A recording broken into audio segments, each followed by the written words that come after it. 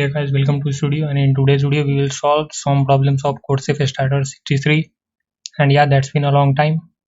So okay, let's move to the first problem, which is tasty decisions. And the statement is saying that problem, Chef is buying sweets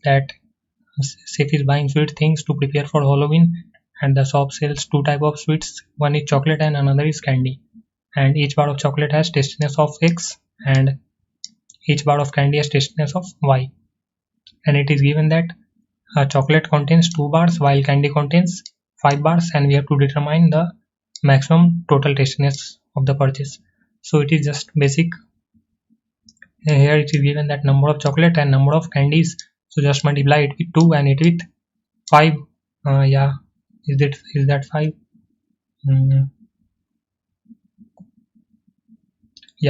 Multiply it with 5. And if the first one is first product of first 2 is equal and greater, then print chocolate. If both are same, print either, otherwise print candy.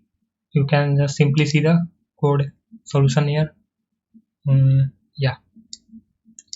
Basically these are the solutions, just entering and multiplying and just checking in these two lines. Let's move to the second question, which is packing books. And these are the stories. And let's start with here. Chef has X shelves of book and each of which contain exactly Y books. Chef has X shelves and each shelf contains Y book, and each cardboard box can hold at most Z books. And in order to not mess up the organization of the book, Chef will also ensure that the books from different shelves will not be placed in the same box. Okay. So regarding these conditions, we have the input format T, which is number of test case, and 3 integers which are X, Y, and Z. X number of shelves, Y number of books in each shelf, and Z maximum number of books that can be kept in a cardboard box. Okay. And we have to output a new line, integer, single integer, denoting the number of cardboard boxes required. So the first input is 5, 9, and 9. X is 5, Y is 9, and Z is also 9. Okay. And we have 5 shelf and each shelf has 9 books. Okay.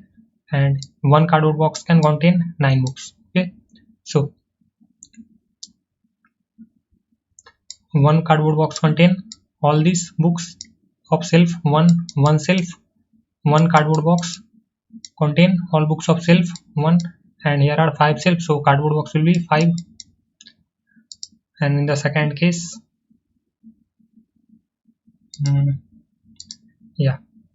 and in the second case 5, 9, and 7. X is 5, Y is 9, and Z is 7. So first box will contain 7 book and another will contain 2 books. We have to not mess up the books of shelf 1 and shelf 2 or with any other shelves. So these are for shelf 1, and for one shelf 2 boxes are required. So for 5 shelves 10 boxes will needed. So just check if Y modulo Z is 0, then simply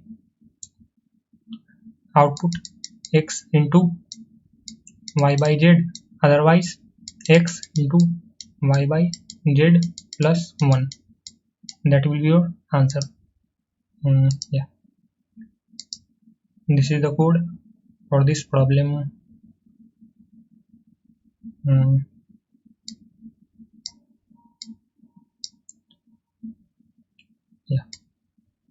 This is the code for this problem. Just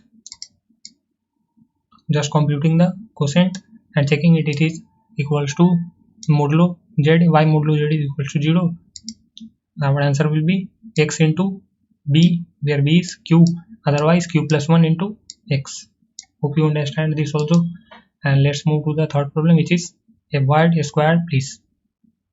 And probably here the question is, you are given an integer n and we have to print a permutation P which contains from integers 1 up to n, such that the following this condition hold.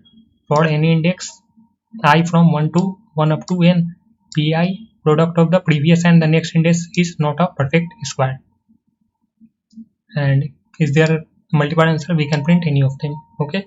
The first the input format is t, which is number of test cases, and n the number of the length of the permutation required, and we have to output the permutation. Okay, and here are the constants, very small constants. Yeah, here are the simple inputs. Okay, so if n is equals to let's say if n is equals to 5, so what can I do? Let's say n is equals to 15, 16.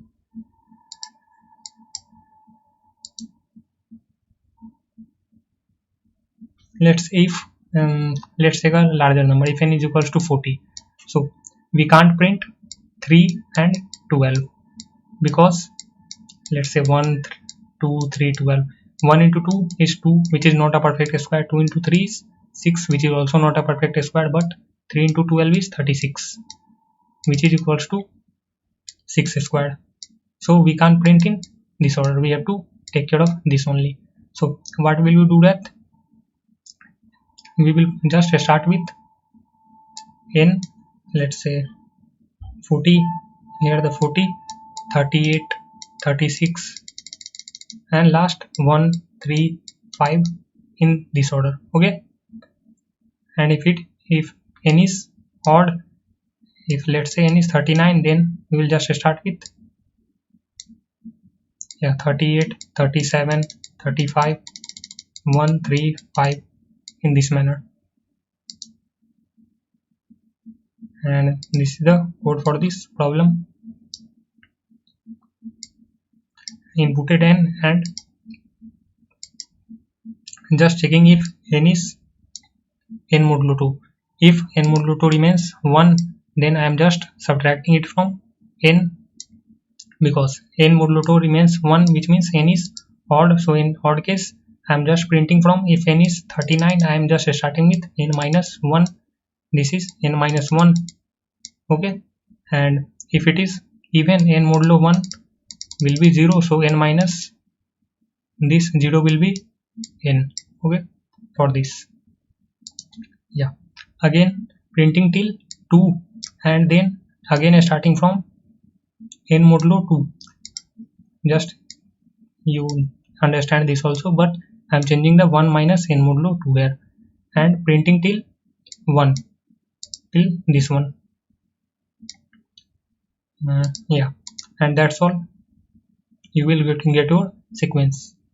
And let's move to the next problem, which is make length 1. Okay,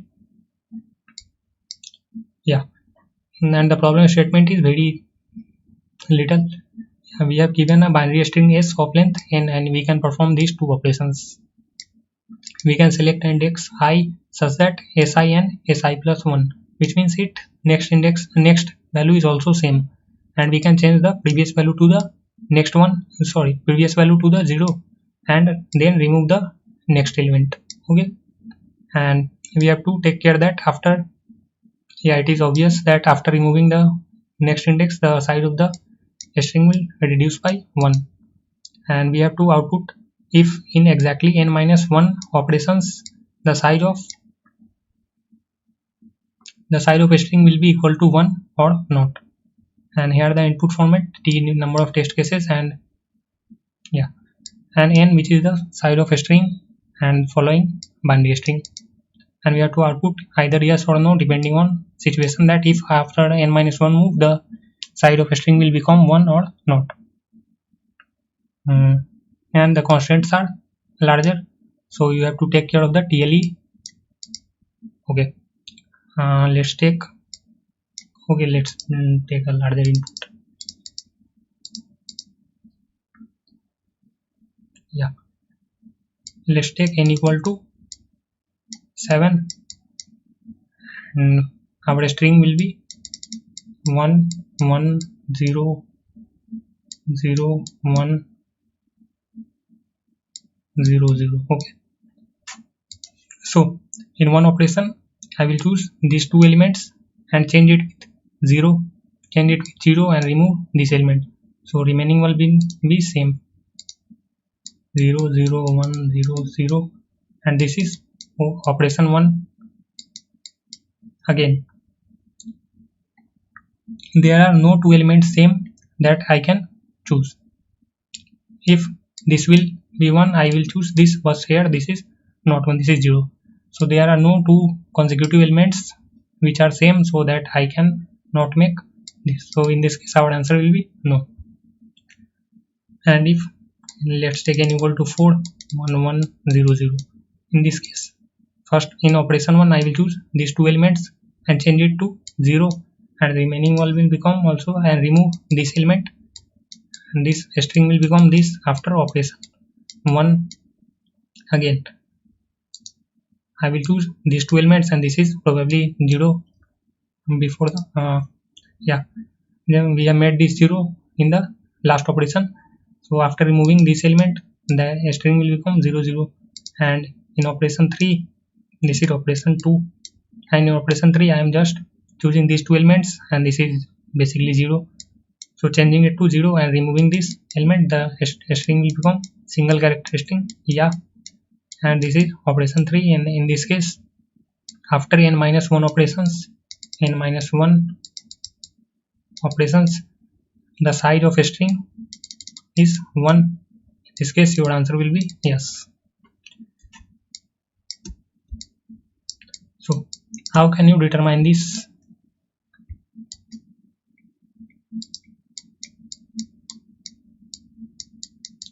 So just start with first check if n is 1, this is basically the single character. In this case your answer will be yes.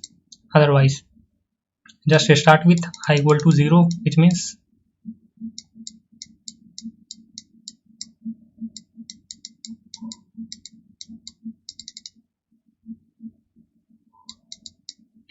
just start with 0th element till n, which means till here, and just compare these two values. If these two values are 1, let's go forward, and if you find that, let's say in this case you will find that if these two values are 1, this is okay, and after the loop you will return yes. And let's take the case where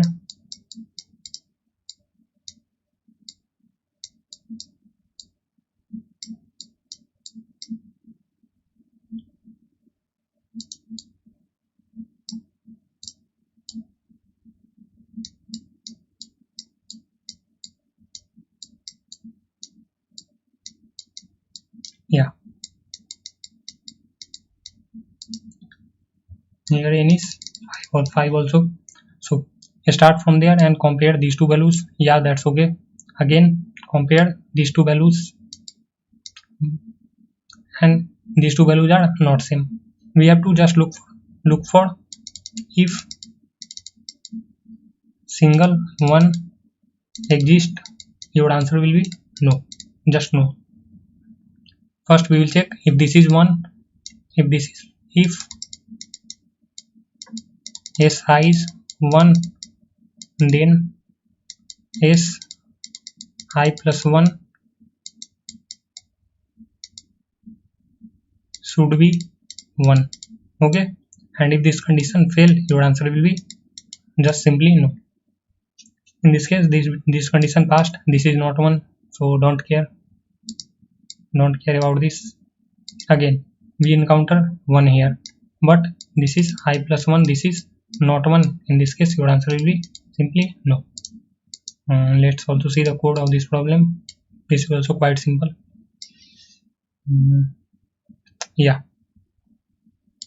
This function, just inputting values and starting with if n is 1, I am returning true. Otherwise starting from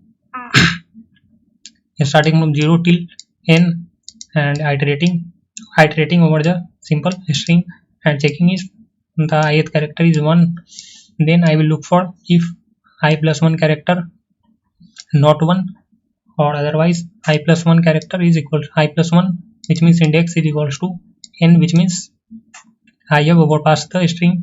In this case I am returning false. This case will hit I plus 1, n if we encounter this type of string 0 1 2 0 0 and 1. And in this case n is 3, n minus 1, which means this value is 1, but this value with whom I can compare this, there is no next value. In this case this is single one, that's why I am taking this. In this case I am returning false, otherwise in every case this will become true, and just printing if return value is true I am printing yes, otherwise no. So yeah, hope you guys understand these all solutions, and if you have any problem regarding these solutions, please let me know in the comment section, and please subscribe to this channel for further videos. And okay, see you in next video. Also, if you find this content helpful, leave a like button. Yeah, that's all for this video. See you in next video.